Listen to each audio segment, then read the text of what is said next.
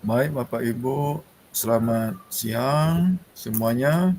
Selamat bergabung di kelas 11.124 ya, CGP Angkatan 11. Selamat datang juga Ibu Yurnining CPP ya, sudah hadir di hadapan kita bersama. Mudah-mudahan PP yang lain segera hadir bersama kita, dan Bapak Ibu guru CGP kelas 11.124 tentu segera bergabung dengan kita. Senang sekali bisa berjumpa dengan Bapak Ibu dan bisa membersamai Bapak Ibu CGP hebat di Angkatan 11 selama 6 bulan ke depan. Ini adalah kali pertama kita tatap muka secara maya di ruang eksplorasi konsep yang akan dilanjutkan besok di ruang kolaborasi sesi 1 dan sesi 2 ya. Baik, Bapak Ibu CGP hebat semuanya, tentunya saya izin dulu akan membagikan PPT sebagai panduan kegiatan kita pada siang hari ini.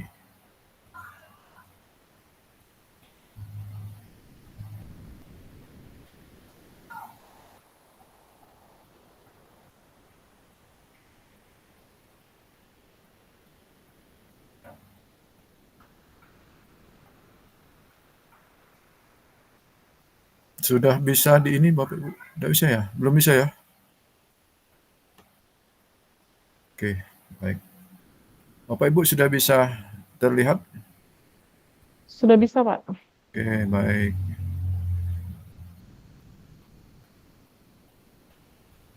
Baik, ini adalah eksplorasi konsep pada modul 1.1 ya.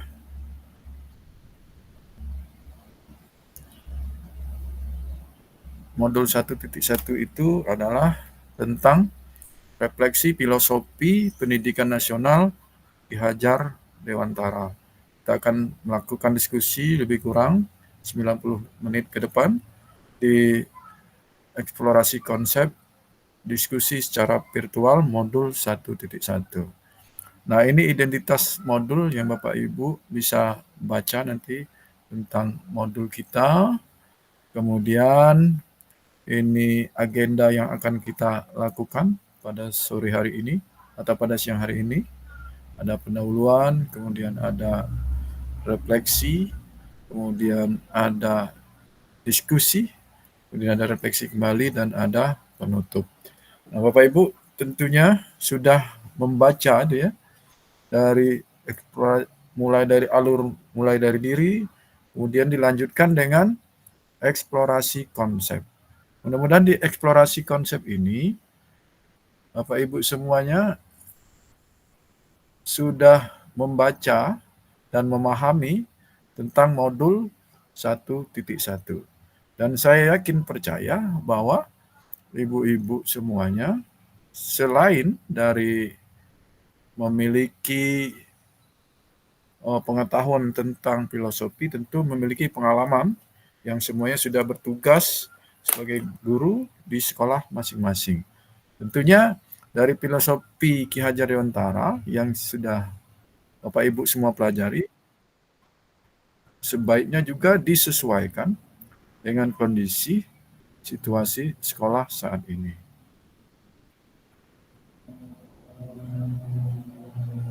Nah, dari eksplorasi konsep ini nanti Bapak Ibu bisa memahami filosofi pendidikan Ki Hajar Dewantara. Kenapa Ki Hajar Dewantara? Karena Ki Hajar Dewantara adalah dianggap tokoh pendidikan nasional yang terbaik untuk saat ini. Baiklah, untuk membuka kegiatan kita pada siang hari ini, tentunya mari kita awali dengan menghambakan diri kepada Allah SWT, Tuhan Yang Maha Esa. Langsung saja saya pimpin. Mari kita berdoa kepada Allah SWT. Berdoa dipersilakan.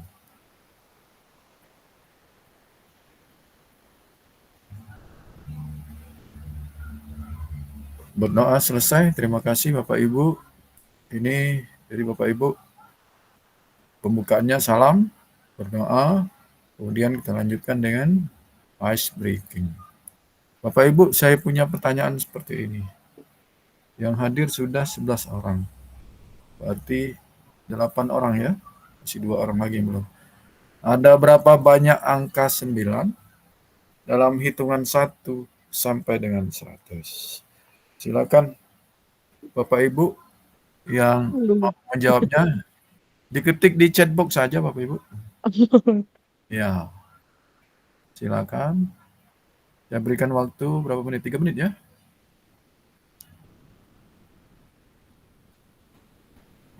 Ada berapa banyak angka 9? Oke, silakan.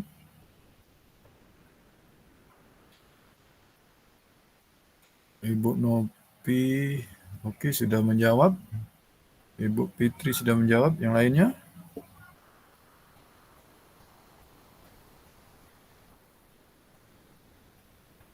Baru 2 orang? Yang lain tidak menjawab? Baik. Pak Epran Hadi 1. Saya tunggu lagi. Silakan. Jadi pertanyaannya ada berapa banyak angka 9 dalam hitungan 1 sampai dengan 100. Silakan Bapak Ibu untuk menjawabnya di chat box. Bu Rizka, oke. Baik. Banyak yang 10 ya, dari 4 orang. Oke. Ralat Pak. Oh, Bu Nopi ralat. Oke, baik. Tidak ada lagi yang mau menulis? Baik. Bu Nopi, kenapa sampai meralat? Silakan diberikan penjelasan. Karena saya ingat di 99 ada 9-nya 2, Pak. 99. Baik. Oke. Tidak apa-apa. Itu alasan Ibu. Logis kan? Baik. Jadi 11-nya ada apa saja, Bu? Ada 9, 19, Oke. 29, Oke. 39, 49, 59, 69, 79, Oke. 89, 9, 99, 9-nya 2 kali. Oke, baik. Jadi 11. Kasih aplaus Bapak Ibu untuk Ibu Nopi tadi ya. Baik. Mau pilih ya, Pak? Iya. Ya, baik. Pak Epran Hadi. Jawab 1. Tolong Pak, alasannya gimana? Siap, Pak. Alasannya karena dalam pemikiran saya itu hitungan itu dari 1 sampai 100, Pak. Jadi Ya. hitung 1, 2, sampai 100. Ada berapa angka 9-nya tadi. Jadi ketika 100 angka 9-nya masih tetap 1. Oh begitu. Iya, Pak. Baik. Terima kasih Pak Epran Hadi. Kasih aplaus Bapak Ibu untuk Pak Epran Hadi. Terus Ibu Fitri 10 bisa memberikan alasan? Mohon izin Bapak, tadi saya juga ngitungnya 11 karena saya ingat kalau sempat Ibu Nopi ya, di terakhir itu 99 jadi ada 11 Bapak. Maka saya ketik lagi di bawah 11. Iya, baik. Baik, berarti 11 ya. Coba kita lihat jawabannya. Itu berapa itu? Yang benarnya berapa itu? Lupa menghitung Bapak Ibu. Bapak Ibu, 90 itu ada angka 9-nya enggak? 90. Kalau 91 ada angka 9-nya enggak? Kalau ada, berarti jawabannya seperti ini. Berapa? 20 ya? 20 itu apa? Yang sudah disebutkan oleh Ibu Nopi tadi ditambah 90 itu kan 1, 91, 2, dan seterusnya sampai 20 itu Bapak Ibu ya. Oke Bapak Ibu. Apa-apa Bapak Ibu. Tidak ada hukumannya. Baik. Bapak Ibu, tujuan pembelajaran kita siang hari ini adalah peserta mampu memberikan perspektif reflektif kritis tentang pemikiran atau filosofi pendidikan Ki Hajar Dewantara dalam forum diskusi Bapak Ibu ya. Kemudian ini skenario kita ada 5 tadi ya, ada 5 tahapan yang akan kita lakukan ya. Yang pertama tadi adalah pembukaan. Kemudian ada apa lagi? Ada refleksi kritis.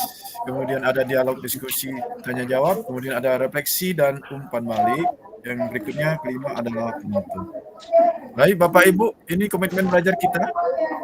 Yang pertama, kamera mohon dinyalakan, kecuali memang gangguan sinyal ya, atau gangguan lainnya yang menyebabkan Bapak Ibu harus mematikan atau off-kan kamera. Yang kedua, matikan mic jika tidak berbicara. Yang ketiga, hadir seutuhnya. Kemudian yang berikutnya, hargai waktu bersama.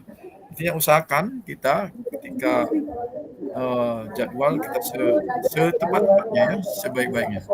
Kemudian maksimalkan kolom chat jika ada yang mau disampaikan atau mau menjawab dan lain sebagainya.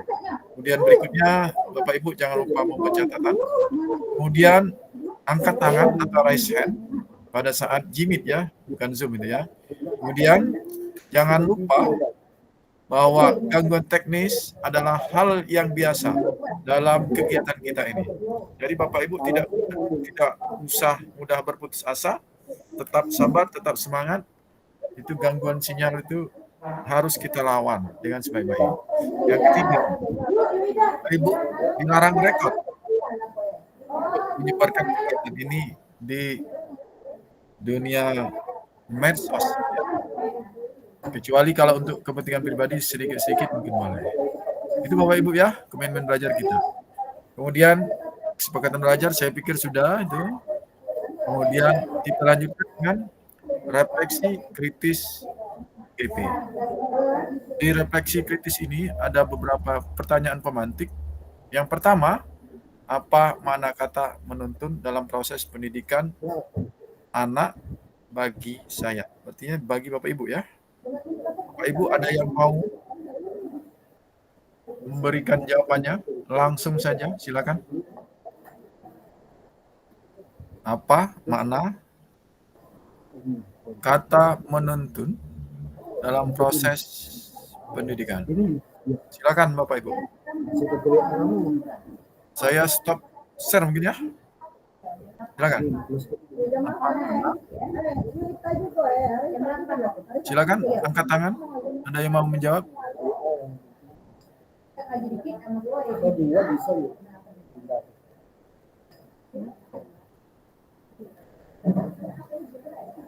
Bentar, ada gangguan di saya. Yang angkat tangan.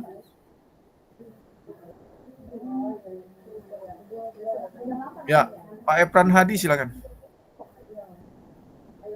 Ya, terima kasih Pak. Menuntun, tuntunan itu maksudnya menuntun segala kodrat yang ada pada anak-anak agar mereka dapat mencapai keselamatan dan kebahagiaan yang tinggi-tingginya. Jadi maksudnya kita sebagai pendidik itu hanya dapat menuntun, tidak dapat merubah sifat ataupun kodrat dari anak-anak tersebut. Itu Pak. Baik. Ketika Bapak sudah bertugas sebagai guru? Iya, sudah Pak. Nah, coba lebih ini explore ketika Bapak bertugas sebagai guru itu menuntun itu bagaimana? Ketika saya bertugas sebagai guru itu ketika saya mengajar kegiatan ekstrakurikuler yang lebih khususnya kalau di bidang olahraga itu saya mengajar kegiatan futsal Pak. Jadi ketika anak-anak itu dia sukanya itu olahraga sepak bola, ya kita tuntun atau kembangkan kemampuan mereka di bidang sepak bola atau futsal. Jadi kita itu mengembangkan individu mereka. Kita tuntun kemampuannya yang ada pada anak tersebut. Sepak bola itu ya kita tuntun anak-anak tersebut sehingga kemampuannya itu Pak. Baik, terima kasih. Kasih aplaus untuk Pak Epran Hadi.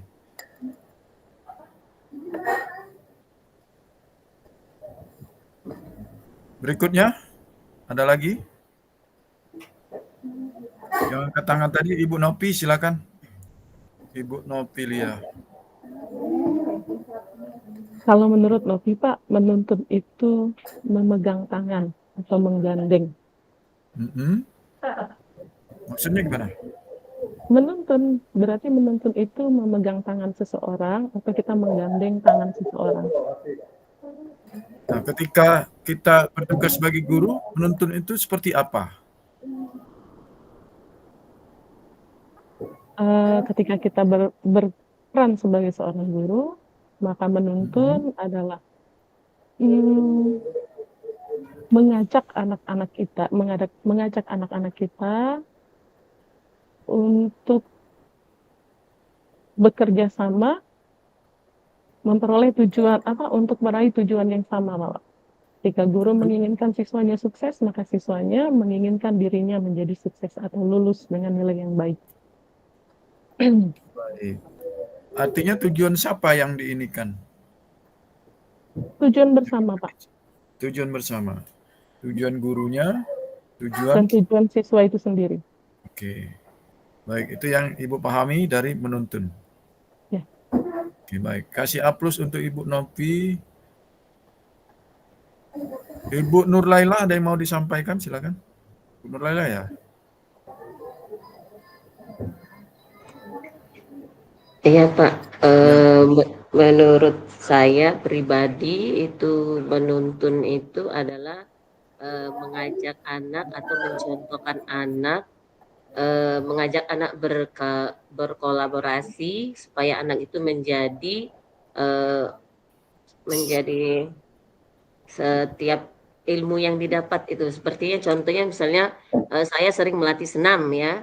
Nah waktu melatih senam itu anak saya tuntun supaya dia bisa sampai selesai, sampai tuntas dia bisa begitu.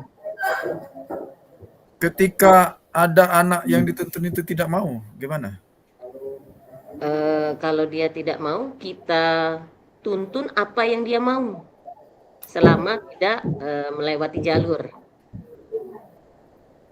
Lebih nyatanya gimana Bu? Coba. Misalnya anak itu kita ajak, misalnya kalau di sekolah itu contohnya yasinan.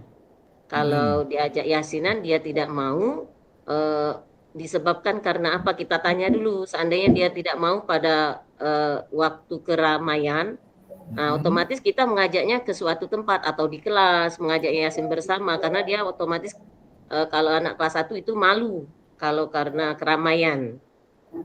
Oh begitu. Jadi dengan membujuk berarti ya?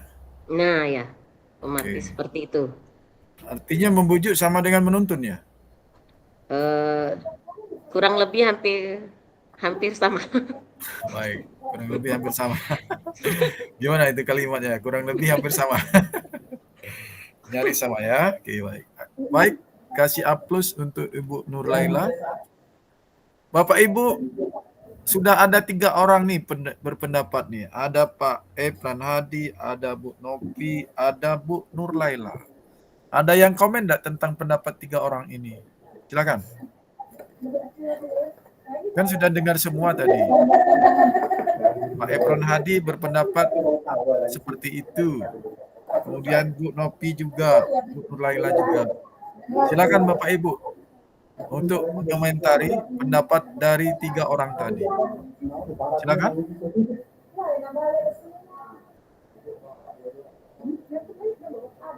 Silakan Bapak Ibu.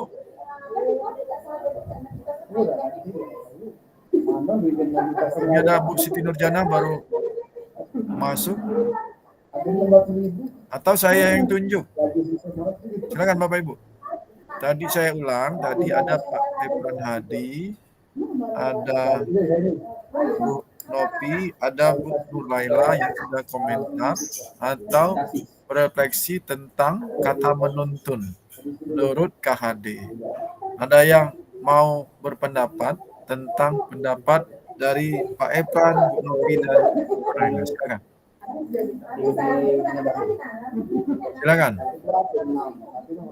Atau saya minta nih, Bu Rizka ada ya? Halo Bu Rizka. Ada Pak. Belum ada. Oh ya, silakan Bu Rizka. Iya, kalau Silakan Bu Rizka.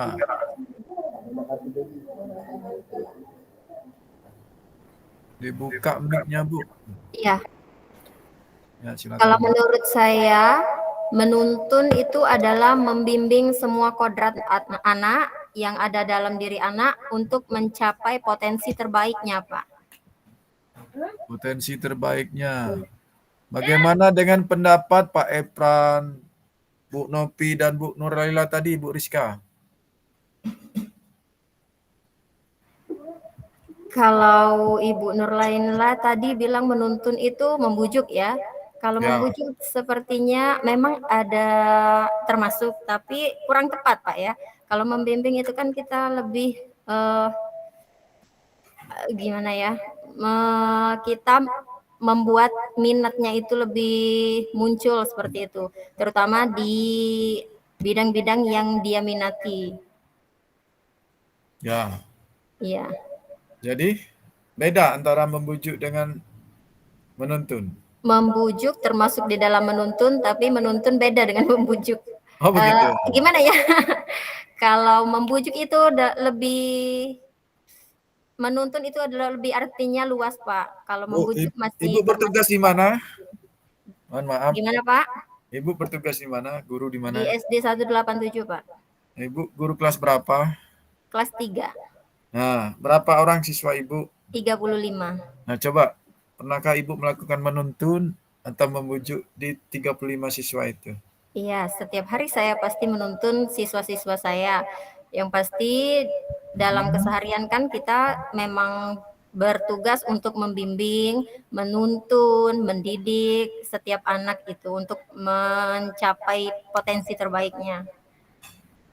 Berarti kan anak itu sudah punya potensi Iya, masing-masing. iya. Nah, kita tinggal apa? Tinggal kita tingkatkan lagi agar lebih baik lagi. Kadang-kadang kan anak ini Pak punya potensi tapi belum bisa mengeksplorasinya. Jadi belum bisa memunculkan seperti itu. Dengan kita Apakah gali. 35 orang itu berbeda-beda atau Iya, hanya berbeda, satu Pak. saja? Berbeda. Minat-minatnya pun berbeda. Ada yang suka karate, ada yang suka melukis. Ibu, mic Ibu ini dipadamkan kayaknya. Pelantangnya, Bu. Sebentar Pak ya.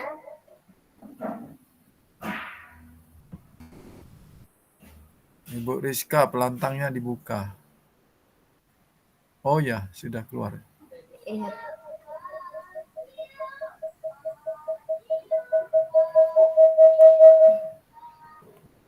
Gimana Pak?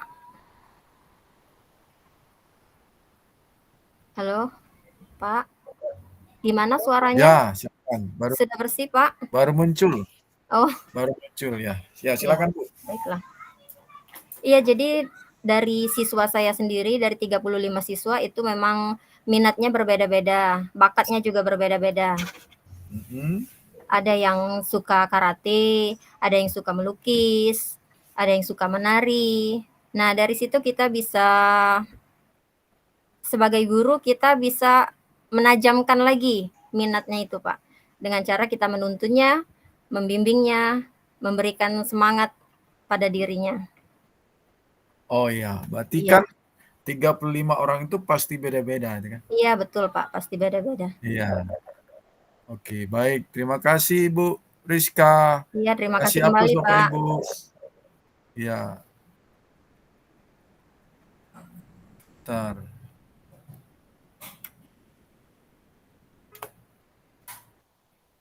Baik Bapak Ibu, kita lanjutkan dengan refleksi berikutnya. Izin berbagi lagi.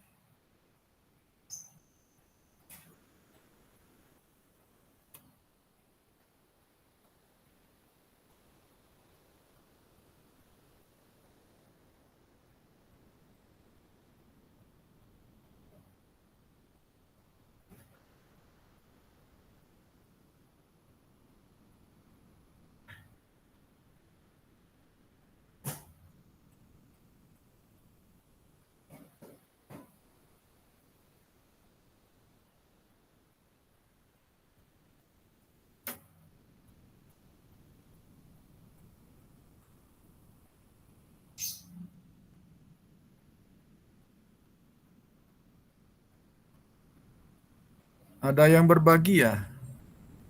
Ada yang berbagi ya?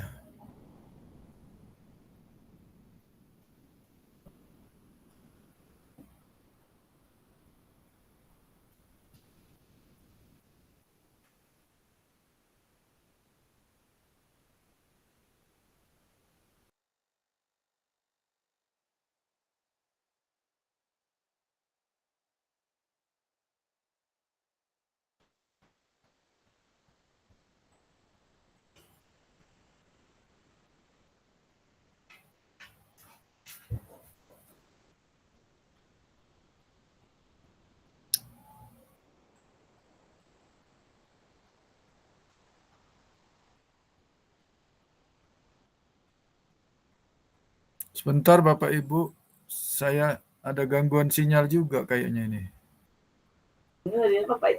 Iya, Pak. Iya. Saya ulang bagi ya.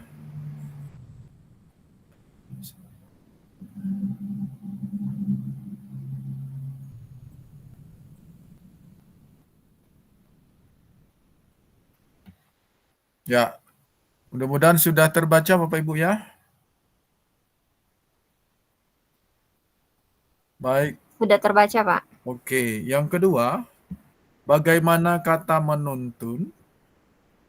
Bapak Ibu maksudnya saya maknai dalam konteks sosial budaya di daerah saya, apa dapat saya lakukan untuk mewujudkan pendidikan anak yang relevan dengan konteks sosial budaya di daerah saya? Silakan Bapak Ibu. Ada yang mau ini? Silakan. Pak Agung mungkin yang baru bergabung. Halo Pak Agung. Pak Agung Jatmiko.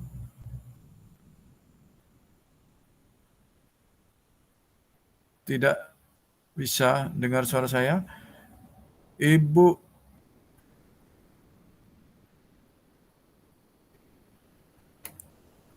Bu Dianita. Halo? Ibu Dianita ada?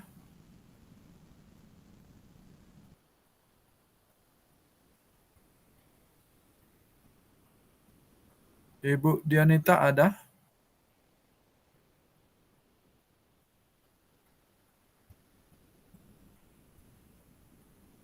Tidak ada ya?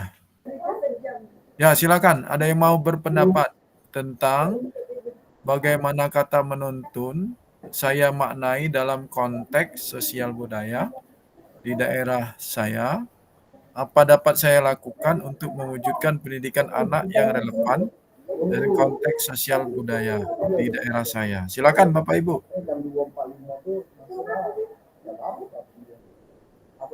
Silakan Bapak Ibu.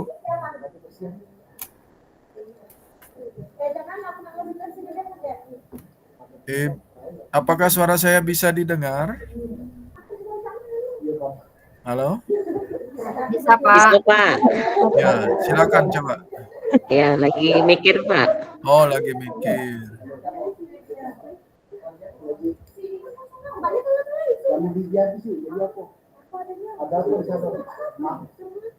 Manggo habis, jadi ada apa di sini? Hah? Semangko ada, terus nanas, anggur. Ada yang mau berpendapat? Silakan. Anggur, nanas, strawberry, melon, aku melon lagi. Ya.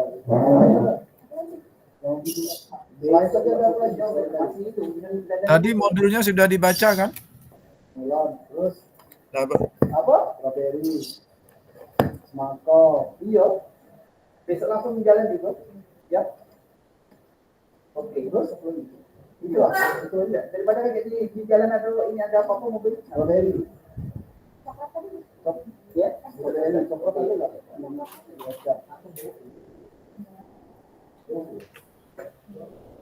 Baik, silakan. Ada yang mau ini?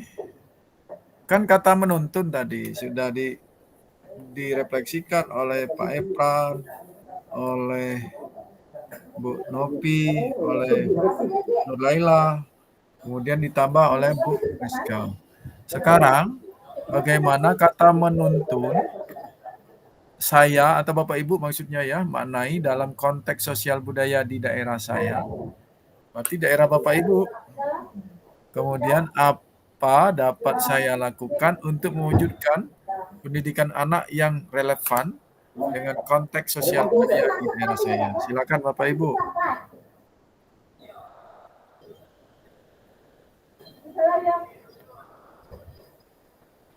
Silakan. Jangan yang bobok-bobokan cek beng-beng apa itu nah, yang cek cappuccino itu. Salah yuk. Bu Dianita mungkin kalau mau silakan. Silakan Bu Dianita Palentika. Bu. Halo, mohon maaf Bu Dianita. Bisa dengar suara saya? Ya, Apa? ya. Kalau Silakan. dari pertanyaannya, bagaimana kata menuntun saya maknai dalam konteks sosial? Kurang jelas Bu suaranya Bu. Bisa dekat lagi mic-nya mungkin ya. Silakan Bu. Ya, bagaimana kata menuntun saya maknai dalam konteks sosial budaya di daerah saya. Jadi sudah dijelaskan sedikit tadi katanya menuntun itu artinya kita itu mengajak ya, mengajak anak didik kita. Di sini dalam konteks sosial budaya di daerah saya. Ya. Daerah kita ini kan daerah Palembang. Artinya kita sebagai guru itu mengajak anak didik kita itu mengetahui apa saja yang menjadi budaya yang ada di Palembang kita ini. Contohnya seperti lagu daerahnya dan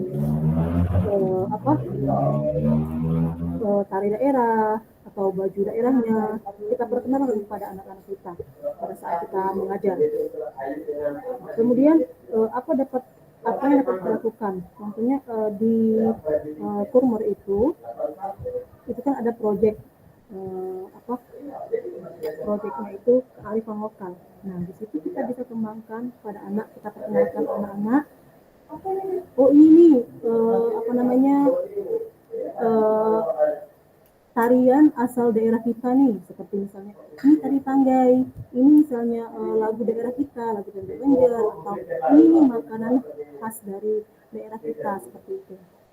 Jadi kita perkenalkan dan kami sudah melaksanakan studi project ya, project kelima kemarin mengenai kearifan lokal. Kita tampilkan tarian-tarian dari anak-anak didik kita sesuai dengan tema kita yaitu kearifan lokal dengan mengenal keberagaman sosial budaya daerah Palembang. Baik, cukup? Mungkin itu saja Bapak. Terima kasih. Baik, terima kasih Ibu. Kasih aplaus yuk.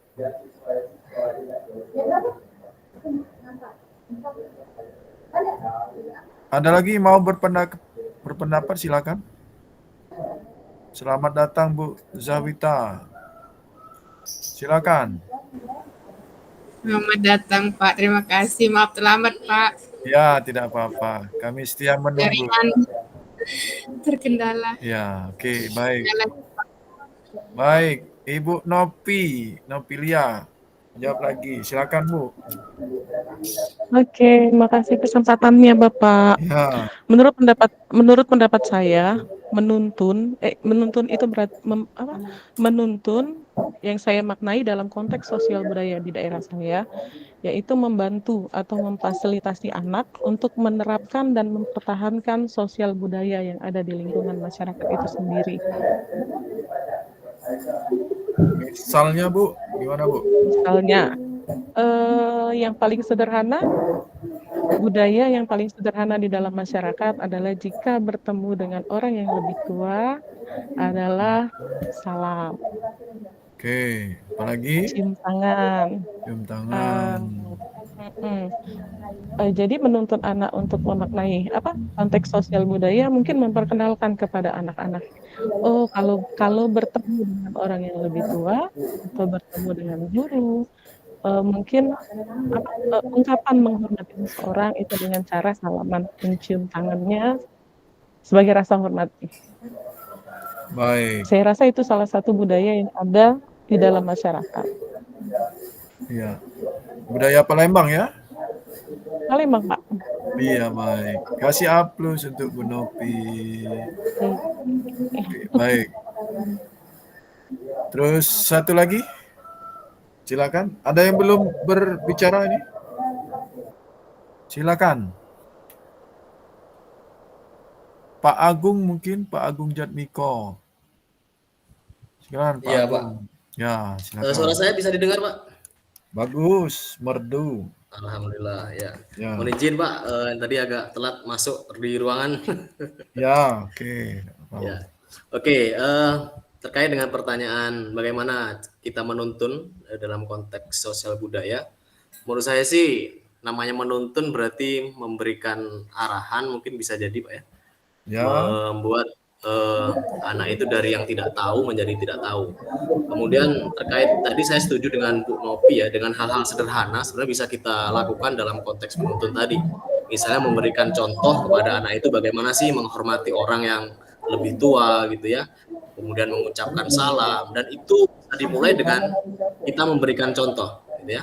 Kita kan tentu di dalam sekolah, lingkungan sekolah itu kan ada guru-guru yang senior, ada guru-guru yang mungkin sudah sepuh. Nah, kita bagaimana sih memperlakukan guru-guru tersebut dengan cara yang santun, dan dengan itu anak-anak peserta itu kan melihat, oh ternyata guru itu seperti ini loh, memperlakukan orang yang lebih tua, sehingga hal itu akan membekas di hati atau di pikiran siswa itu, oh ternyata seperti ini. Karena kalau bisa kita lihat dalam konteks kekinian, sopan santun, karakter anak itu, kalau menurut saya pribadi gitu, ada kemerosotan gitu ya. Kalau dulu mungkin waktu zaman-zaman saya sekolah itu kalau ketemu guru itu malu sekali ya. Bagaimana sih rasanya itu, kayaknya ada sesuatu gitu kalau ketemu. Kalau sekarang enggak, bahkan kita naik motor itu kadang-kadang disalibnya gitu. Nah, ini hal-hal semacam ini harusnya bisa kita rubah dengan hal-hal yang sederhana yang bisa kita biasakan di sekolah. Misal tadi dengan menghormati orang yang lebih tua, mencium tangan, menundukkan kepala ketika misalnya melewat di depan orang tua atau guru. Saya kira sementara itu Bapak terkait dengan penuntun tadi. Baik, terima kasih Pak Agung.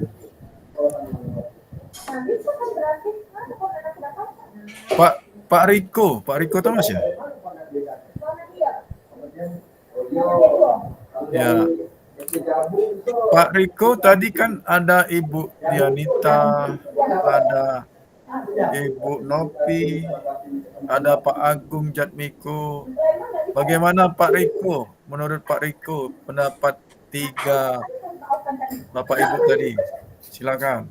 Tentang bagaimana kata menuntun saya maknai dalam konteks sosial budaya di daerah saya, apa dapat saya lakukan untuk mewujudkan pendidikan anak yang relevan dengan konteks sosial budaya di daerah saya. Silakan, Pak Riko.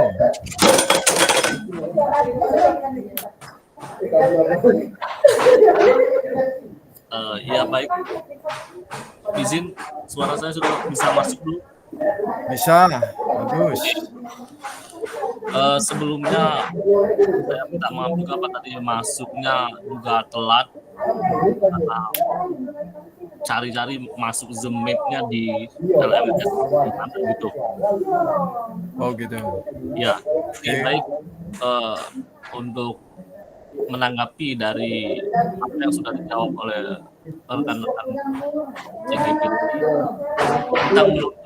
menurut saya itu semuanya udah baik, sudah mengarah dalam hal untuk anak-anak ke hal yang positif gitu Pak. Namun dalam menuntun ini juga ada hal yang menuntun karakter anak sesuai dengan basic atau kemampuannya masing-masing. Ada juga yang menuntun anak untuk supaya mentaati peraturan yang ada di instansi masing-masing gitu. Dalam segi menuntun ke hal yang ada peraturan di sekolah, mungkin di sekolah itu ada visi misi. Kalau seperti saya di SMA 4 itu ada budaya senyum salam sapa. Jadi di situ semua peserta didik itu dituntun untuk menerapkan hal seperti itu di lingkungan sekolah, mulai dari dia awal masuk sampai ke jam akhir sekolah. Jadi dalam segi religi juga di sekolahan kami ada kegiatan menuntun anak atau peserta didik melakukan kegiatan baca Al-Quran, di mana di sekolahan kami ada masjid Jadi sebagian dia dalam tiap hari itu ada kelas 10 atau kelas 1 masuk di masjid, kelas 2 atau kelas 11 dan kelas 12-nya itu di kelasnya masing-masing itu dituntut untuk membaca kitab suci Al-Quran, dan bagi yang non-muslim itu diarahkan ke BK sesuai dengan keyakinannya masing-masing sebelum memulai jam pelajaran pertama, dan atau kegiatan tersebut dilakukan rutin dari hari Senin sampai hari Jumat gitu. Jadi kita menuntun ke hal yang positif atau hal-hal yang baik kepada peserta didik, seluruh peserta didik. Itu Pak, terima kasih. Baik, terima kasih Pak Agung Jatmiko. Ya, sudah komentar tadi ya Pak Thomas, sorry. Pak Thomas. Ya, Pak. Mohon maaf. Terima kasih Pak Thomas. Ya, kasih aplaus Bapak Ibu untuk Pak Thomas dan kita semua. Baik, Bapak Ibu sekali lagi mohon maaf bagi yang belum diberi kesempatan untuk bicara, pelantangnya mohon di-off-kan dulu supaya tidak mengganggu Bapak Ibu yang sedang bicara. Karena banyak suara-suara yang masuk kalau tidak di-off-kan dulu. Itu Bapak Ibu ya. Terima kasih atas kerjasamanya. Kemudian Bapak Ibu kita lanjutkan ya. Memanfaatkan waktu. Yang berikutnya adalah ada 3 nih. Yang ketiga, mengapa pendidikan murid atau anak perlu mempertimbangkan kodrat alam dan kodrat zaman. Nah, pasti Bapak Ibu sudah baca sampai di sini nih. Silakan. Ada yang mau berefleksi? Ada yang belum bicara nih? Silakan. Silakan Bapak Ibu.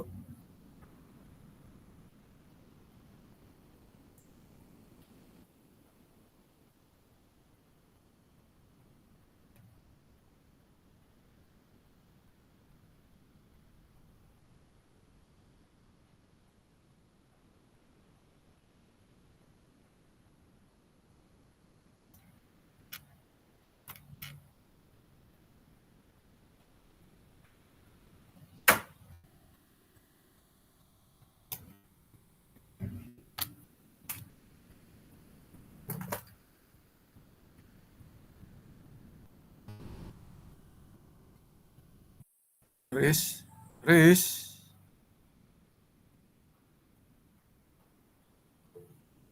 Ya, silakan Bapak Ibu.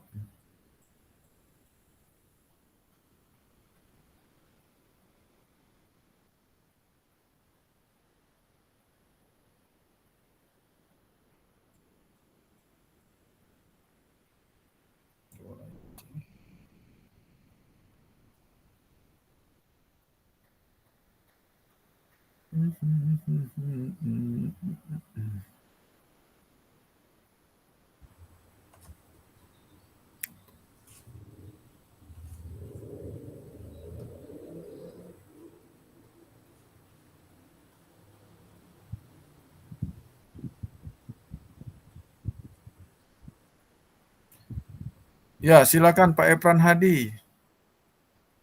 Kembali Pak Epran Hadi. Ya, terima kasih Pak. Ya. Mengapa kita pendidikan murid atau anak itu perlu mempertimbangkan kodrat alam dan kodrat zaman? Itu dikarenakan setiap anak itu memiliki kemampuan yang berbeda-beda.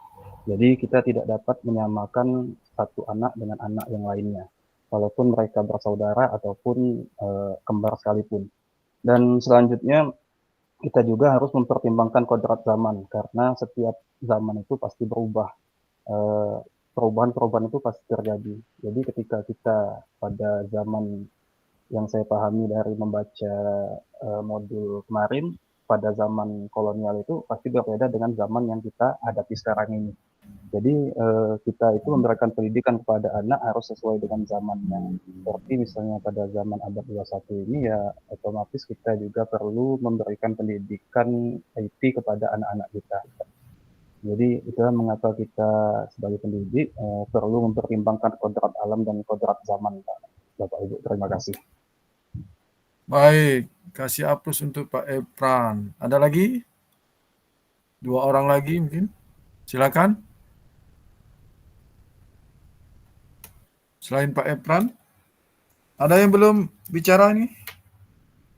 Dari 10 orang, baru ada Pak Epran, Bu Nopi, Bu Nurlaila, Bu Rizka, Bu Dianita, Pak Agung Jatmiko, Pak Thomas. 2 lagi siapa ya yang belum ya? Silakan.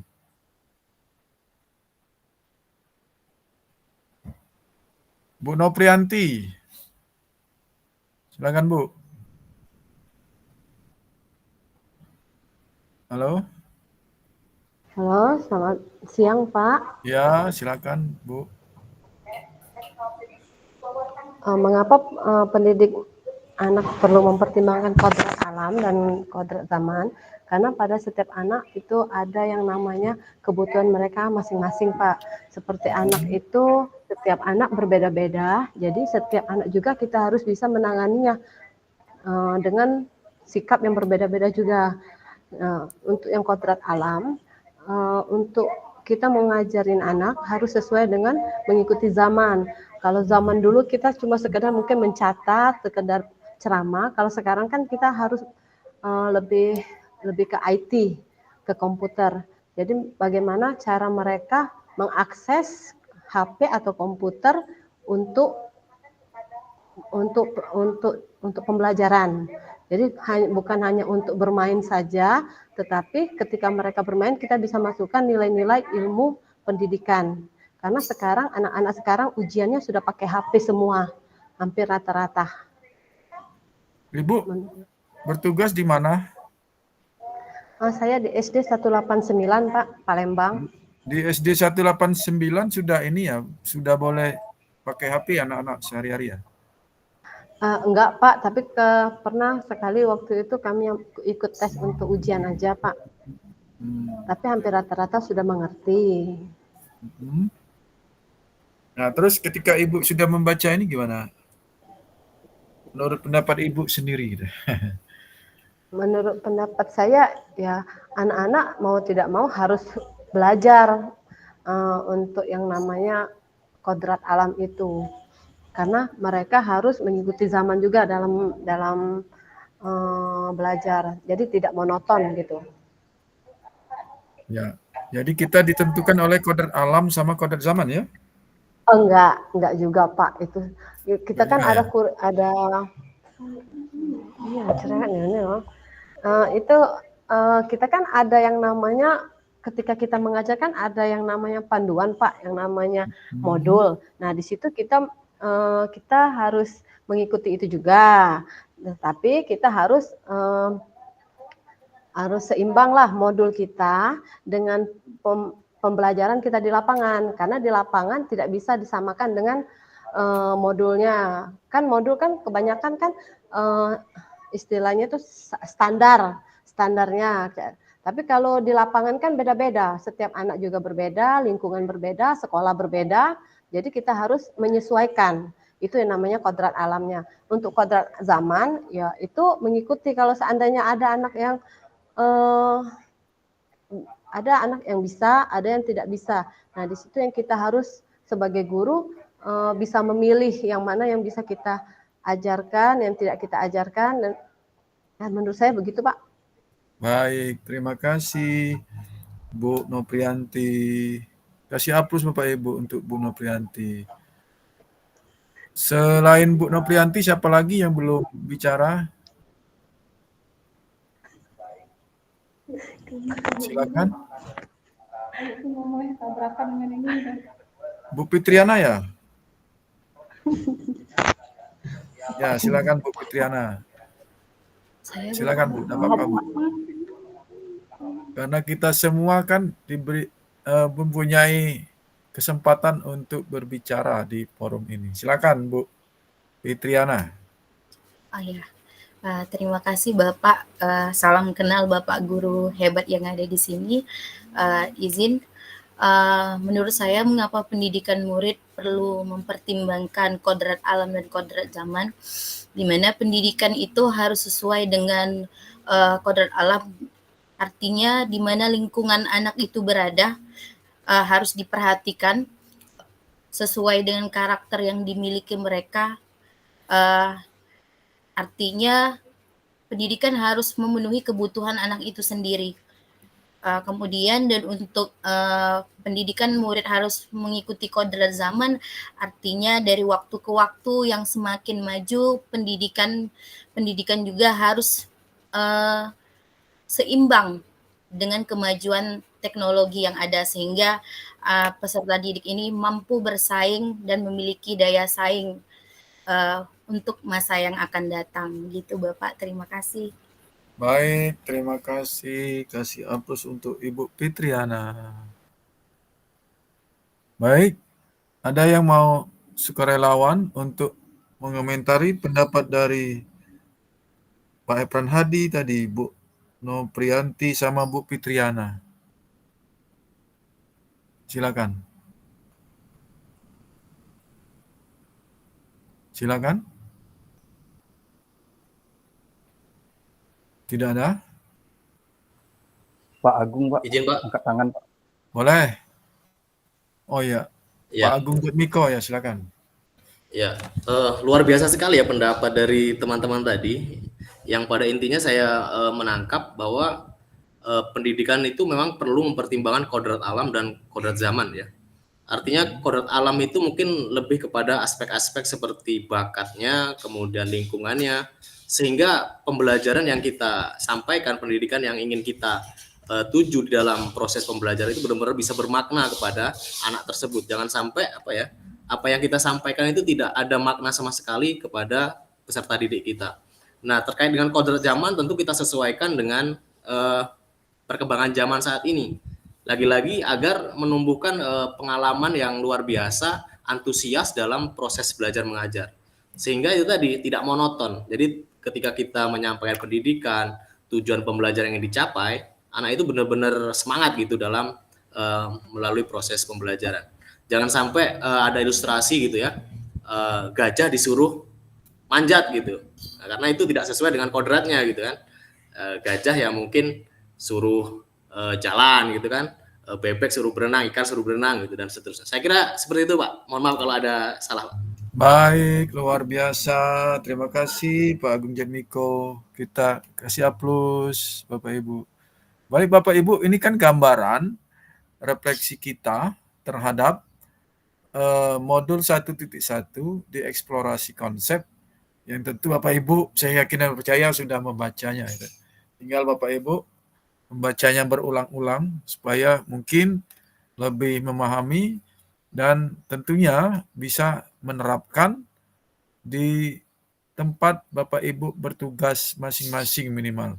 Karena Bapak Ibu itu kan orang yang tergerak, kemudian saat ini sedang bergerak, dan nanti ketika selesai proses pendidikan ini akan menggerakkan minimal di komunitas tempat Bapak Ibu bertugas saat ini. Itu Bapak Ibu ya. Kemudian saya lanjutkan lagi untuk yang berikutnya.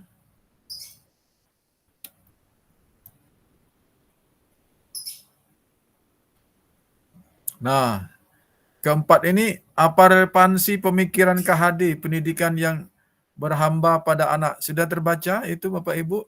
Berhamba kepada anak? Pada anak, mohon maaf, bukannya kepada ya. Pendidikan yang berhamba pada anak. Dengan peran saya sebagai pendidik, berarti peran Bapak Ibu sebagai guru. Silakan. Ada yang mau berpendapat? Ada yang mau angkat tangan, silakan. Silakan Bapak Ibu. Atau saya yang tunjuk?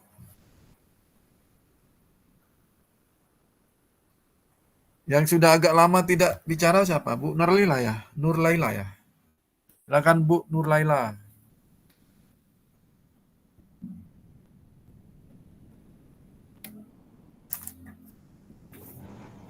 Halo? Ya, makasih Pak. Ya, silakan Bu. Apa relevansi pemikiran KHD pendidikan yang berhamba pada anak dengan peran saya sebagai pendidik? Ya. Kalau menurut saya berperan berhamba pada anak itu maksudnya kita mengetahui sisi setiap anak dan karakteristik setiap anak. Contoh realnya gimana, Bu? Karena Ya, diminta peran ibu sebagai pendidik saat ini. contohnya pada waktu anak mengadakan kegiatan P5.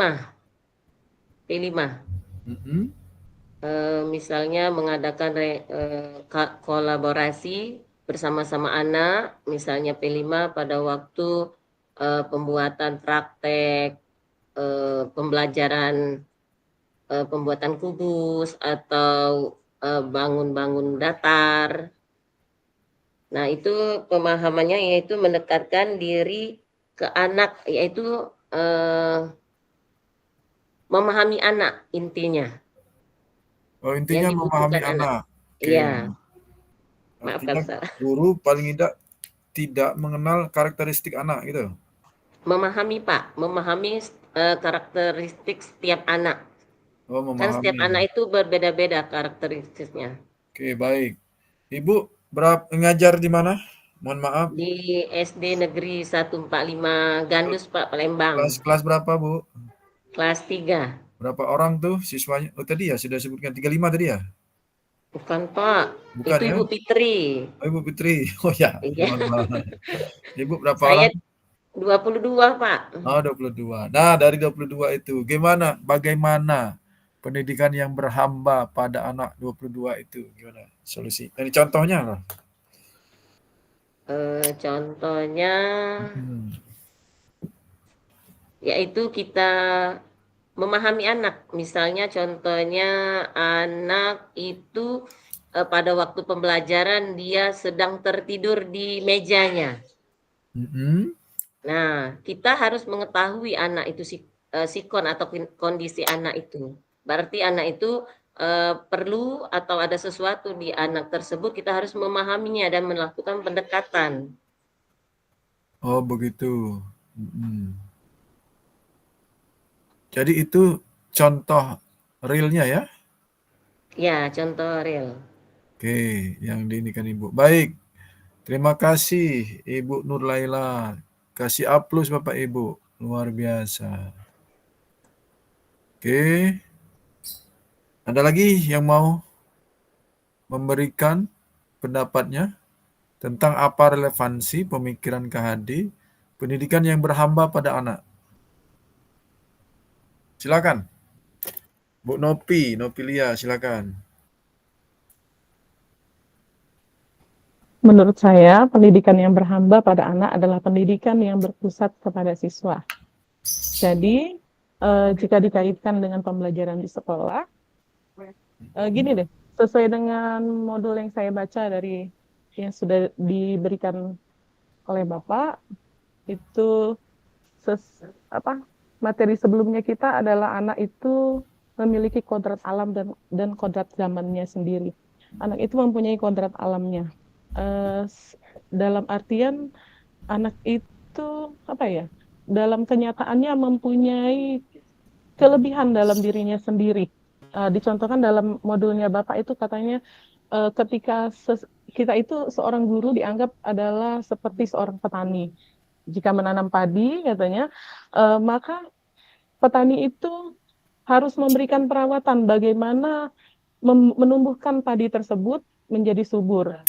Sehingga kalau dia adalah yang kita tanam adalah padi, maka kita menjaga bagaimana pengairannya, bagaimana menjaga dia dari serangan hama dan lain-lain. Begitu juga dengan anak-anak kita di sekolah. Jadi mereka itu jika diibaratkan tanaman, mereka itu adalah tanaman sendiri, tanaman masing-masing. Mungkin si A itu adalah pohon cabai, si B adalah pohon padi, si C adalah tomat dan lain sebagainya.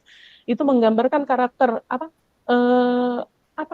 kemampuan dalam diri mereka itu berbeda-beda. Kalau saya contohkan ketika saya mengajar di kelas, karena saya adalah guru IPS, mungkin contohnya. Mungkin kalau saya mempelajari tentang wilayah suatu daerah. Nah, mungkin anak-anak minatnya beda-beda tuh, Pak. Ada yang mungkin melihat wilayah dengan menggunakan global, membaca petanya. atau mereka mungkin lebih nyaman dengan menggunakan atlas, atau mungkin ada yang lebih nyaman menggunakan teknologi yang modern. Nah, maka ini juga berkaitan juga dengan kodrat zamannya anak-anak kita.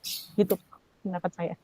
Baik, terima kasih Bu Nopi, luar biasa, kasih aplaus Bapak Ibu. Baik, mungkin itu Bapak Ibu cukup ya refleksi kita. Jadi Bapak Ibu intinya, Bapak Ibu di modul 1.1 ini tentang filosofi pendidikan Indonesia menurut KHD ini, Bapak Ibu kan baca di modulnya itu ada 10 halaman ke-11 ya selama penutup ya. Kemudian bisa yang diperlukan Bapak Ibu bisa unduh, baca ulang dan lain sebagainya sambil menerapkan di tempat Bapak Ibu bertugas. Nah, terus di halaman 10 itu Bapak Ibu disuruh atau diminta untuk membuat video. Sudah saya lihat itu ada beberapa orang yang sudah kirim. Video yang Bapak Ibu itu diunggah dan dikirimkan di LMS, tautannya saja di Drive ya, melalui Google Drive. Itu Bapak Ibu ya.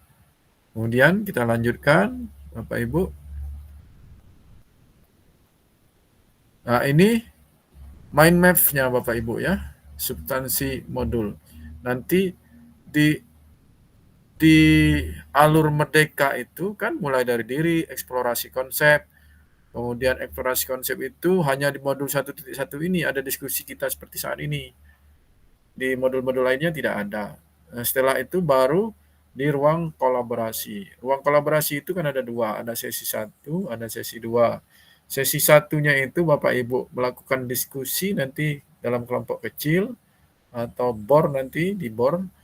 Kemudian di sesi 2-nya Bapak Ibu melakukan presentasi hasil diskusi itu. Kemudian setelah melakukan presentasi, setiap modul itu pasti Bapak Ibu mengunggah hasil diskusi itu. Makanya setiap diskusi nanti siapkan siapa yang notulennya, siapa yang presentingnya atau presenternya, kemudian siapa yang menjawab atau yang ya menjawab lah ya. Kemudian juga siapkan penanya juga siapa. Terus yang paling penting adalah penjaga waktu atau pencatat waktu. Karena di situ Bapak Ibu ketika diskusi waktu yang kita inikan. Misalnya kita diberikan waktu presentasi 10 menit. Makanya penjaga waktu itu masing-masing kelompok untuk mengingatkan timnya bahwa waktu tidak lama lagi misalnya. Nah, bagi yang bertugas sebagai penjawab tadi, berarti dia menjawab ketika ada pertanyaan dari kelompok lain selain dari kelompok kita. Bolehkah yang lain membantu menjawab? Boleh, tapi kan yang lebih bertanggung jawab sebagai penjawab itu. Ya, kalau yang presenter berarti atau presenting berarti dia mempresentasikan saja kan, tanggung jawabnya seperti itu. Jadi itu Bapak Ibu setiap modul yang harus kita lakukan.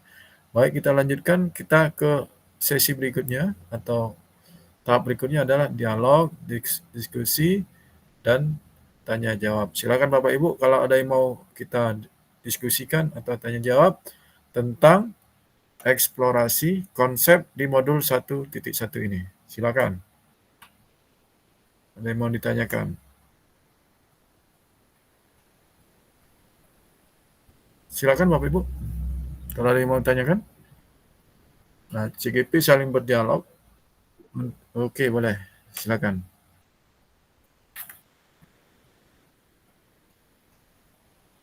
Bu Nur Laila ya, silakan. Maaf Pak, mau bertanya mengenai materi-materi yang kita ada yang satu modul. Nah, itu ada batas waktunya enggak Pak? Kira-kira? Ya. Pengerjaannya itu, pengisiannya itu. Baik. Mohon infonya. Makasih. Baik, terima kasih pertanyaan yang bagus sekali dari Ibu Nur Laila. Di LMS juga sudah saya upload kalau tidak salah. Sudah saya unggah jadwal kegiatan kita. Nah, Bapak Ibu, kita kan pasti menerima jadwal kegiatan setiap modul. Tanggal-tanggal sudah dituliskan oleh ini penyusun jadwal. Bapak Ibu, kita sebagai CGP ini dan juga fasilitator PP juga harus mematuhi jadwal itu. Misalnya, hari ini Bapak Ibu, kita kan di jadwal itu adalah melakukan eksplorasi konsep, kemudian dilanjutkan dengan diskusi 20 Juni. Nah, itu ketika besok sudah 21 ruang kolaborasi, memang Bapak Ibu masih bisa melakukan eksplorasi konsep, bisa. Tapi karena eksplorasi konsep itu Bapak Ibu akan dinilai akan dicatat kehadirannya oleh Pasil, berarti Bapak Ibu harus tepat waktu. Ketika di tanggal 20, tanggal 20. Boleh dapat misalnya kami mendahului, tanggal 19 sudah bisa buka. Kalau sudah bisa buka, tidak apa-apa. Dahului, tidak apa-apa. Itu tentang mempelajari modul. Nah, biasanya satu modul itu paling lama 2 minggu itu, Bapak Ibu. Nah, dari 2 minggu itu sudah ada alur merdeka yang saya sebutkan tadi. Mulai dari diri, eksplorasi konsep, kemudian ruang kolaborasi, kemudian demonstrasi kontekstual, kemudian elaborasi pemahaman. Kalau elaborasi pemahaman bersama instruktur. Kemudian koneksi antar materi dan aksi nyata. Bapak Ibu, nanti kan setiap tugas pasti diberikan batas waktu. Misal seperti unggah video, link video atau tautan video di halaman 10 di eksplorasi konsep 1.1 itu. Hari ini misalnya paling lambat tanggal 20 Juni 2024, biasanya jam 23.59. Kemudian, Pak boleh enggak Pak misalnya terlambat? Masih bisa, boleh kan. Tapi kalau untuk eksplorasi konsep ini mungkin tidak ada risiko ya. Ketika yang akan dijadikan penilaian, unggah tugas rukol sesi 2, itu Bapak Ibu pasti punya deadline waktu, batas waktu. Nah, ketika diberikan batas waktu seperti itu, Bapak Ibu usahakan secepatnya mengumpulnya. Jangan sampai terlambat. Ketika terlambat 1 menit saja, atau 1 detik saja, Bapak Ibu sudah dipastikan tidak bisa diberikan skor sempurna 100. Karena di nama Bapak Ibu itu, di penilaiannya itu, pasti tanggalnya itu merah, menyala.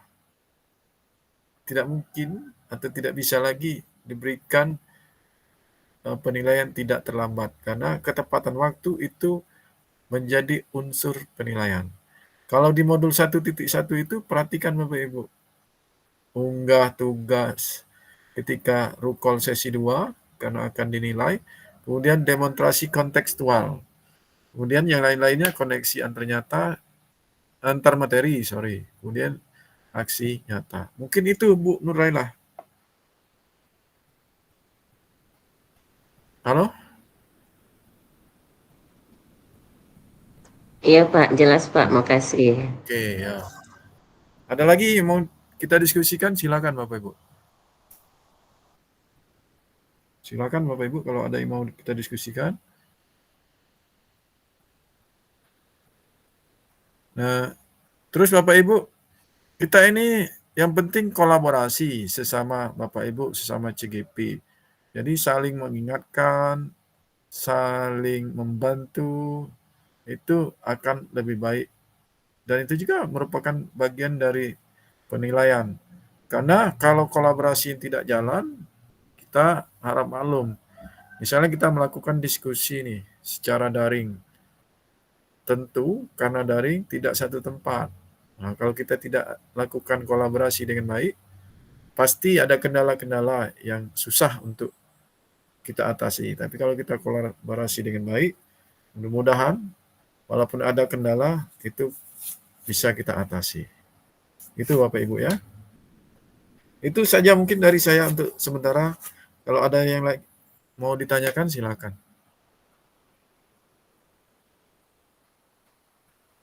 Silakan Bapak Ibu.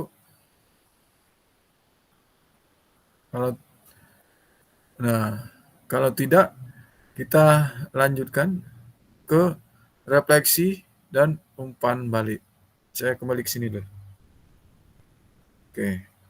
Bapak Ibu, tadi kan sudah ada pertanyaan pemantik atau refleksi yang Bapak Ibu sudah berefleksi, memberikan jawaban, tanggapan, dan sebagainya. Bapak Ibu, KHD ini memberikan kata menuntun. Menuntun itu kan mari kita pahami lagi. Jangan sampai kita salah persepsi atau ya akhirnya ketika kita salah persepsi menyebabkan pasti menerapkannya terhadap peserta didik kita atau anak murid kita pasti terjadi kesalahan juga. Jadi menuntun itu memang kan setiap anak itu pasti memiliki bakat, kemampuan yang berbeda-beda antara anak satu dengan yang lain.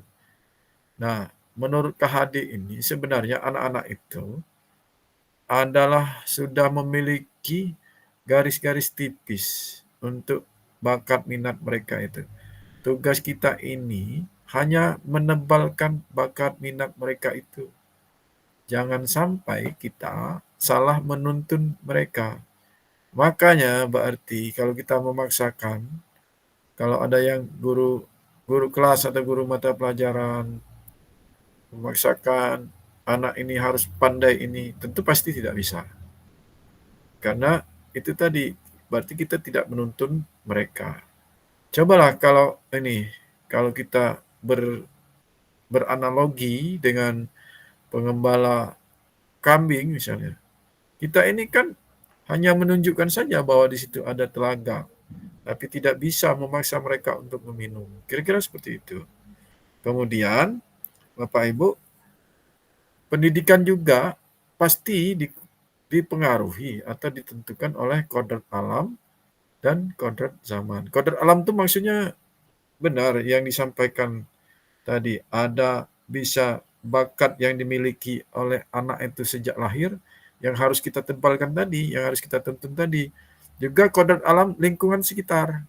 Lingkungan sekitar, tadi Ibu siapa yang sebutkan dari Gandus, ada satu lagi dari ini. Di Palembang saja Bapak Ibu, saya yakin dan percaya antara kecamatan satu dengan yang lain pasti berbeda. Mungkin caranya atau budaya dan lain sebagainya.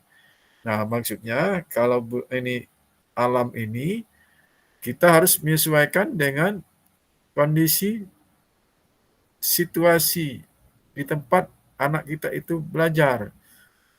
Misalnya, sekolah Ibu, Bapak Ibu ada di Palembang semua nih. Tadi ada Pak Riko ya, SMA 4. SMA 4 itu daerah Pelaju kalau tidak salah Pak ya? Iya Pak, daerah Pelaju. Nah, daerah Pelaju pasti berbeda dengan daerah ada SMA 17 ya? Tidak ada ya? Atau SMA 1 lah gitu. Kan pasti berbeda. Situasi dan lain sebagainya. Pelaju mungkin ya SMA 4 agak jauh mungkin dari kampus, tapi kalau SMA 1 lebih dekat dengan kampus Unsri misalnya. Pasti lebih berbeda juga dari letak alam dan lain sebagainya. Artinya, kalau di SMA 1 itu mungkin jam 6.30 sudah bisa mengumpulkan anak, atau anak sudah bisa ngunci gembok, sudah bisa gembok pagar, tapi SMA 4 belum tentu, mungkin jam 7 baru bisa. Itu misalnya dari alam. Kemudian zaman sudah pasti berbeda. Antara saat ini 2024 dengan 2021 kemarin sudah sangat berbeda. Atau 2019 lah deh. Semenjak Covid 2020 ini kan berbeda sekali masa pendidikan. Contohnya Bapak Ibu saat ini. Kalau dulu ketika ikuti kegiatan pelatihan seperti ini, biasanya Bapak Ibu lebih banyak dikumpulkan di suatu tempat atau luring. Tapi dengan teknologi atau zaman saat ini, Bapak Ibu bisa mengikuti kegiatan ini.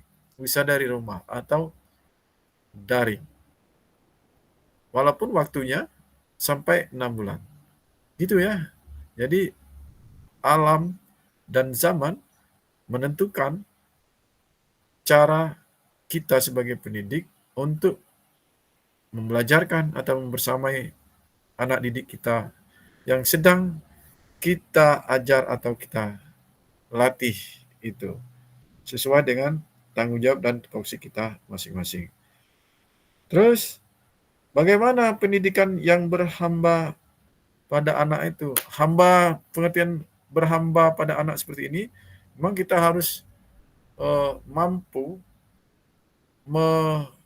menuntun anak kita supaya dia bisa menemukan atau menebalkan bakat yang sudah dimilikinya itu. Makanya guru olahraga tidak bisa memaksa anak yang tidak suka olahraga untuk menyukai olahraga. Tapi anak yang memang mempunyai bakat di bidang olahraga, pasti dia sangat suka dengan olahraga dan bahkan bisa berprestasi di bidang olahraga. Itu Bapak Ibu maksudnya. Ada yang mau ditanyakan atau ditambahkan? Silakan Bapak Ibu. Sebelum kita lanjutkan berikutnya.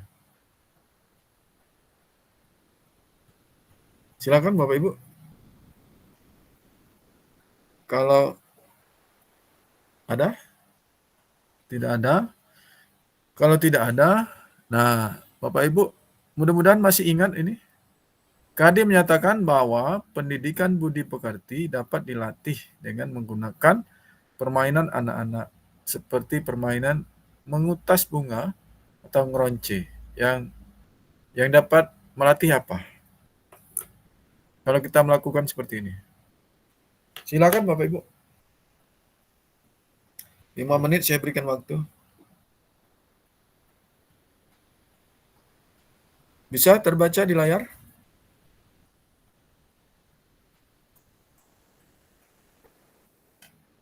Silakan. Bu, siapa ini yang agak lama sudah tidak ini? Bu Rizka, ada Bu Rizka? Ada, Pak. Ya, silakan Bu Rizka. Mungkin menurut saya kegiatan ngeronce atau permainan mengutas bunga ini dapat melatih kesabaran dan fokus anak, Pak ya. Karena kan mengutas bunga dan meronce itu harus dilakukan dengan sabar dan harus fokus. Oke. Baik. Silakan yang lain. Terima kasih Ibu Rizka. Terima kasih kembali Bapak. Ya, baik. Yang lain? Silakan berpendapat Bapak Ibu, karena pendapat Bapak Ibu tidak dinilai benar atau salah.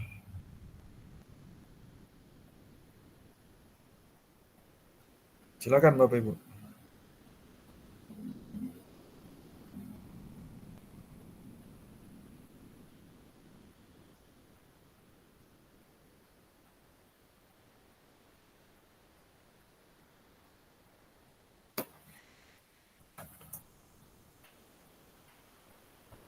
Ibu Rizka tadi sudah. Ibu Dianita, coba Ibu Dianita. Ada Ibu Dianita?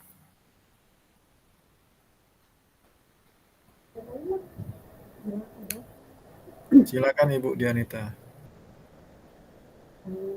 Sebenarnya saya pendapat dengan Rizka ya, karena itu kan melatih kesabaran kita untuk mencapai bunga tersebut butuh kesabaran yang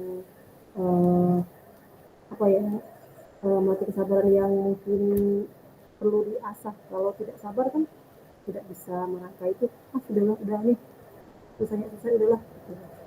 Dan juga fokus anak. Oh begitu. Baik, saya inikan Bapak Ibu. Kita inikan ada raga, ada apa lagi di tubuh kita ini? Ada jiwa, ada rasa ya, ada apa lagi? Ada emosional. Nah itu melatih apa kira-kira? Kalau KD menyatakan bahwa pendidik, ya silakan Pak. Silakan Pak. Halo? Silakan. Tadi Pak Agung ya? Atau Pak Epran? Ya, Pak. Ya. Kalau ada pernyataan seperti ini, KD menyatakan bahwa pendidikan budi pekerti dapat dilatih dengan menggunakan permainan anak-anak seperti permainan mengutas bunga, ngeronci, yang dapat melatih apa? Melatih kesabaran, Pak, melatih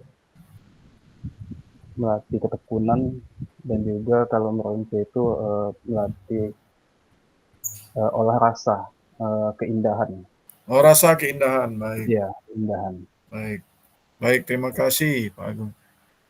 Bapak Ibu masih ingat enggak kalimat ini di mana Bapak Ibu pernah bacanya di modul kita? Di pretest nih Bapaknya. Oh, di pretest. Baik. Bu Soal Nuril. pretest. Iya, coba Bu Nurlaila coba. Sudah ini angkat tangan. Gimana Bu Nurlaila? Kalau pertanyaan yang kata teman-teman tadi yaitu melatih meronce tadi itu Ya. melatih kejujuran, menyangkut kedisiplinan dan kerjasama juga. Baik, kerjasama juga ya. Baik. Nah, ini saya ingatkan, ini di pretest kemarin Bapak Ibu. Kenapa saya tampilkan? Karena kelas kita belum ada yang benar jawabnya ini. Nanti kemungkinan Bapak Ibu boleh diingat-ingat. Muncul enggak? Jadi kalau ada pretest, ada post-test nanti di akhir modul 1.4 Bapak Ibu. Itu Bapak Ibu ya. Apa jawabannya menurut kuncinya? Jawaban Bapak Ibu saya yakin benar, tapi ini pembuat soal menginginkan seperti ini. Jadi olahraga. Yang ngajar olahraga tadi siapa? Pak ini ya? Pak Efran kayaknya Pak. Iya benar enggak olahraga? Iya saya Pak. Iya. Bapak ya. Jadi ini kalau ngeronci ini olahraganya yang dilatih. Jadi raga biar terlatih ngeroncinya gitu. Jadi gitu ya menurut KHD ini. Baik. Nah, satu lagi soalnya seperti ini. Bisa terbaca Bapak Ibu? Jadi mengadakan kegiatan parenting untuk membangun kerjasama dengan orang tua, bahwa keluarga merupakan tempat yang penting dalam menumbuhkan kecerdasan budi pekerti anak, adalah program yang paling tepat yang dapat dibuat guru untuk menguatkan budi pekerti murid. Bapak Ibu, nah tinggal milih iya atau tidak. Coba ketik saja di chat box-nya Bapak Ibu. Iya atau tidak?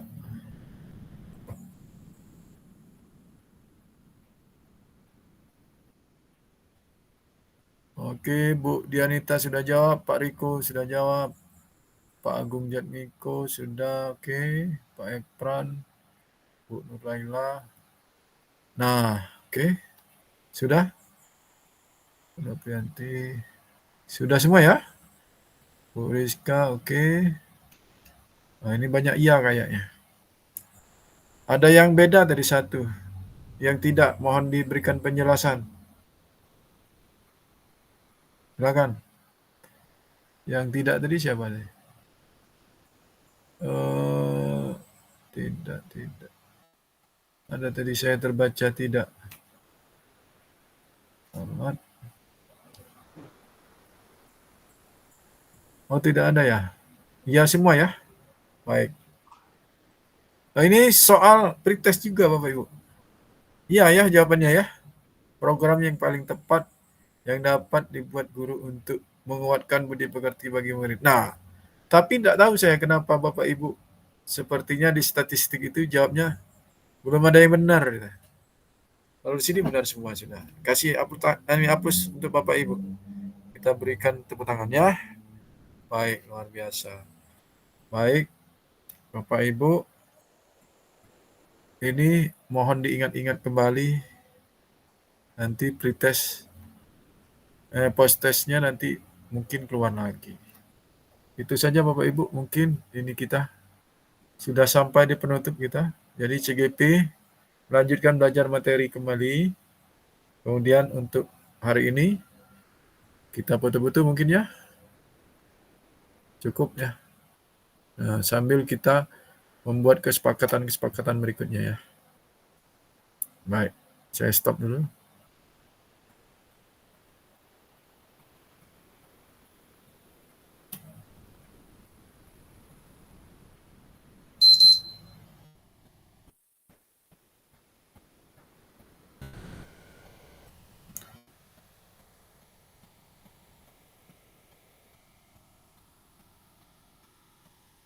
Baik, Bapak Ibu, belum kenalan kita tadi sebenarnya ya. Tidak apa-apa, saya di ujung saja kenalannya.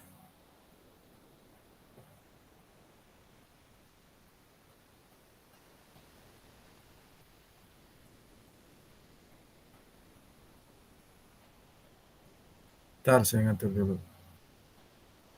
Bapak Ibu, buka kameranya semua. Mohon ada yang bisa ini abadikan dulu kita sore hari ini. Ada yang bersedia? Pak, silakan Pak. Difotoin dulu Pak. Bapak Ibu yang lainnya, Pak Agung ya, Pak Agung Jaminto. Pak Agung, silakan difoto kita. Atau Pak Epran sudah siap. Silakan Pak Epran untuk sudah?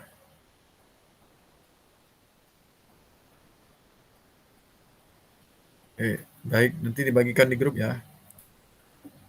Ya, baik Bapak Ibu, di 3 menit terakhir ini, saya perkenalkan dulu ya. Saya nama Hendrawadi, sudah tahu semua.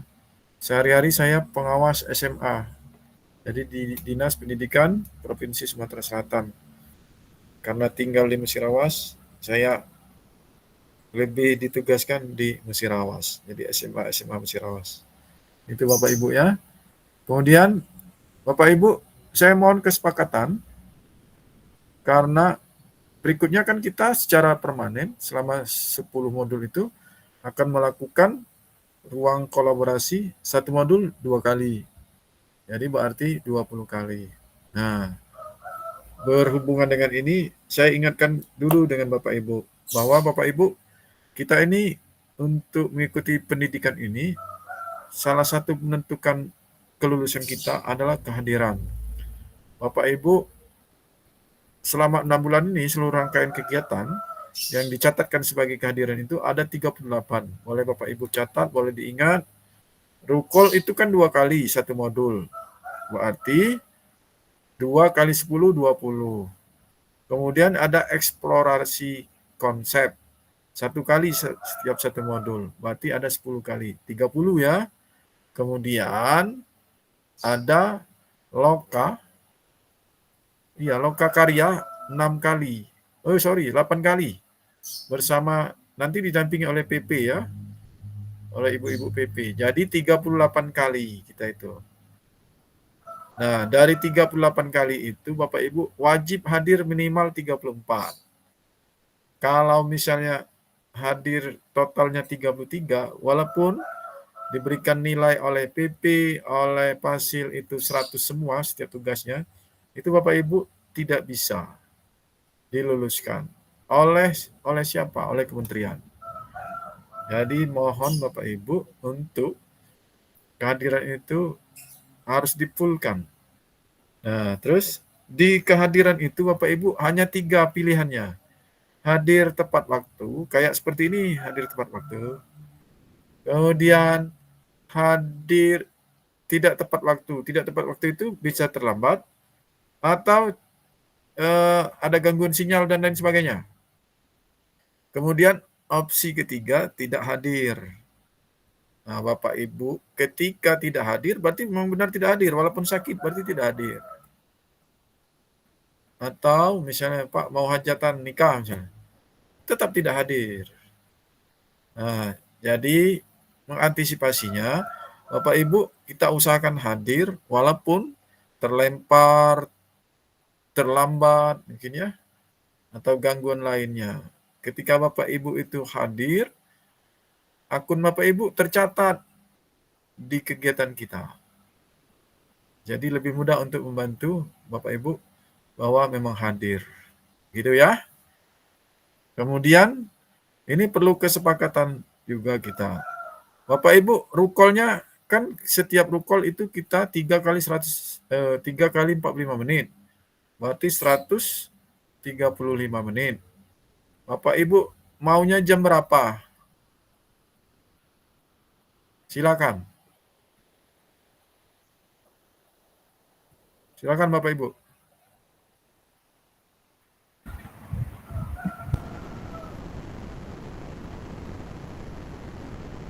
Kalau misalnya mulai jam kalau mulai jam 13,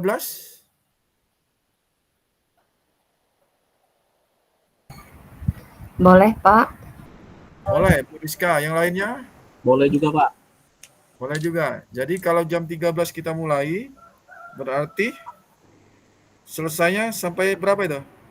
2:30, Pak. 14.30. 14:35 ya. 14? 30. Enggak lah.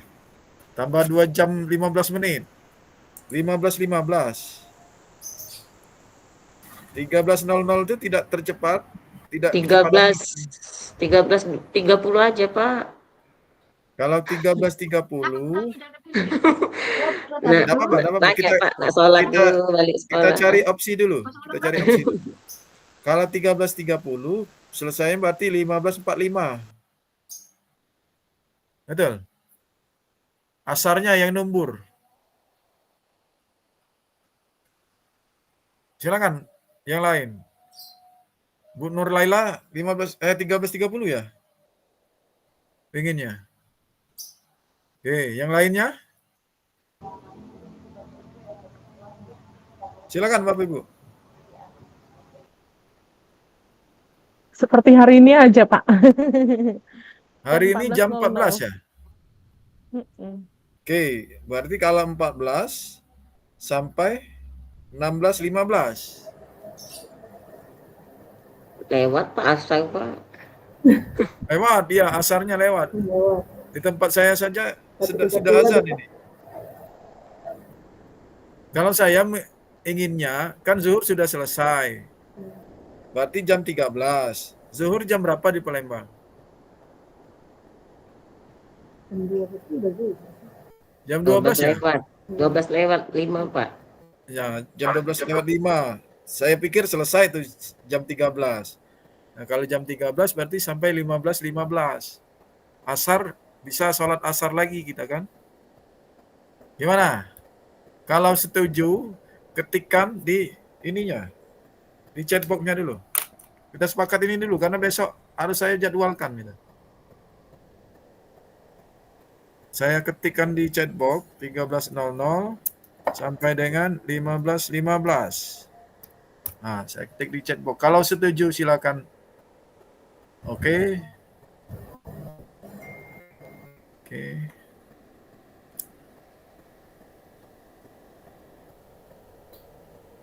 Sudah berapa orang yang setuju? Pak. Ya. Silakan. Pak mau tanya, yang jadwalnya yang jam 13.00 itu untuk selama libur atau untuk berapa untuk maksudnya untuk 6 bulan ini? Oh, boleh. Selama libur ini dulu boleh. Gak apa-apa. Nanti ketika masuk bulan Agustus, kita tinjau lagi. Boleh, ada apa-apa?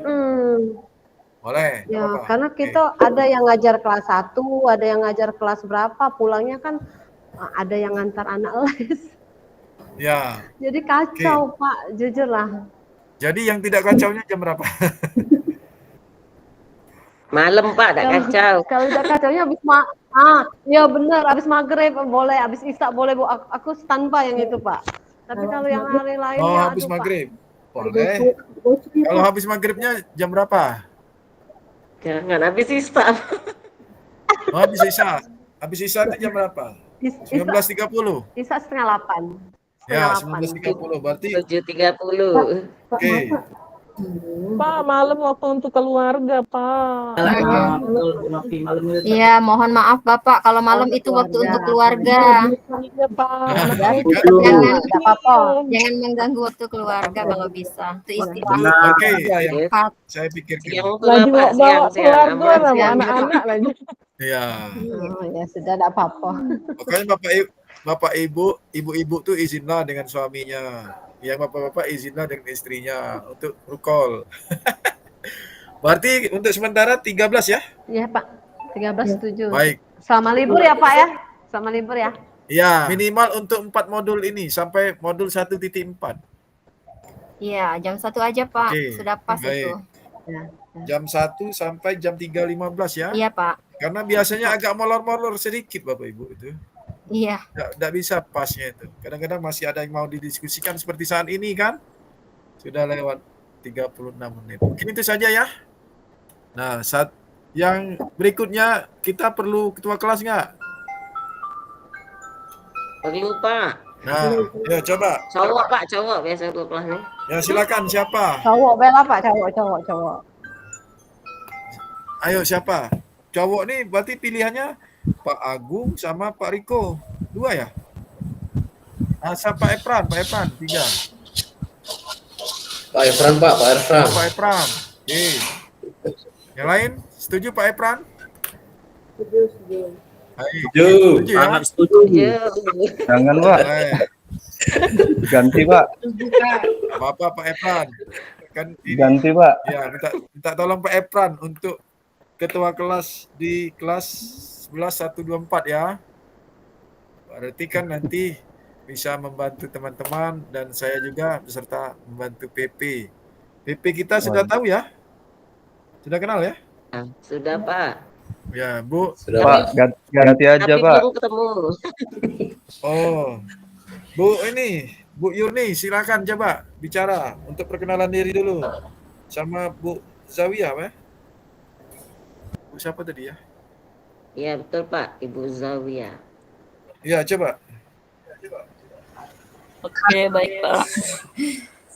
Silakan Bu Yurni. Assalamualaikum. Oke, baik Bu. Assalamualaikum warahmatullahi wabarakatuh. Waalaikumsalam warahmatullahi Waalaikumsalam warahmatullahi wabarakatuh. Yang kami hormati Bapak Hendra Wadi selaku fasilitator. Kemudian Ibu Zahwita PP dan Bapak Ibu CGP hebat. Perkenalkan, nama saya Yurni Ningsi. Saya sebagai kepala sekolah di SD Negeri 173 Palembang, Bapak Ibu.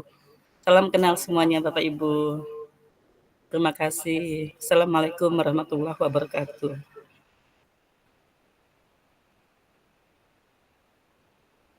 Waalaikumsalam.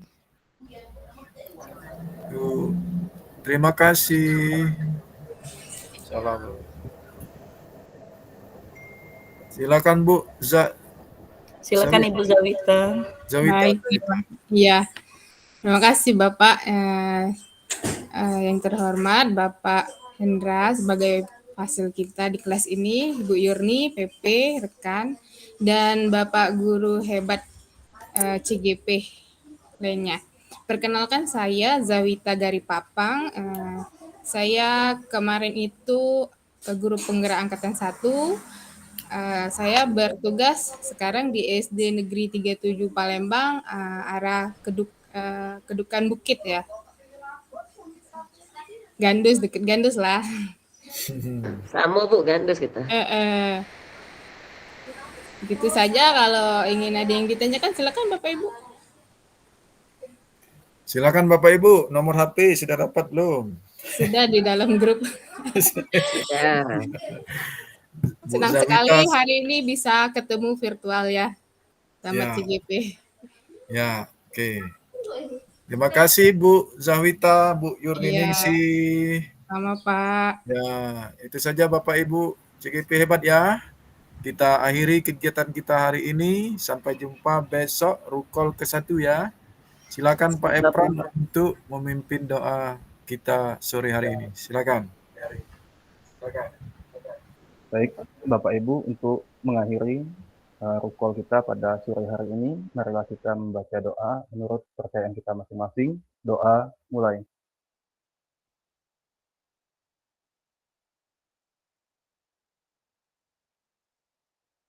Doa selesai.